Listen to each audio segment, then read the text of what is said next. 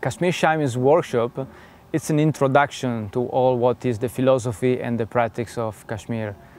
And Swami gives a perfect beginning of the techniques and the philosophy, in which he explained perfectly how is the first step, how is the philosophy, and how is all what somebody want to know about Kashmiri Shaivism.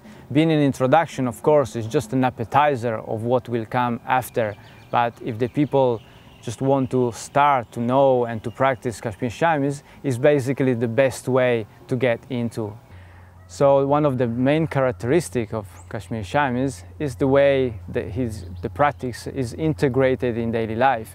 And being a Tantric path, it really makes possible to integrate the practice in the daily activity, in whatever we do.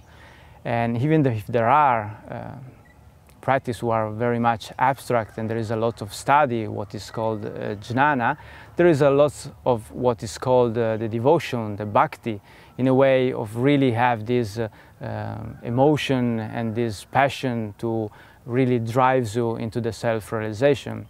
So the perfect integration of knowledge and devotion is one of the good characteristics of Kashmiri Shaivism.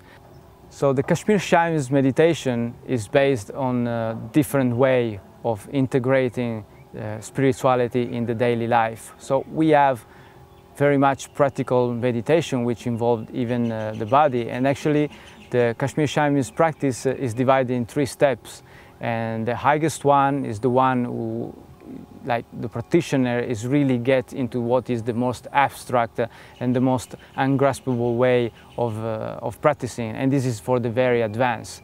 But Kashmiri Shaivism is going also in lower level and is suitable for everyone. You have just to see at which level you want to start, and from there is all the elements to really get into a very strong spiritual practice.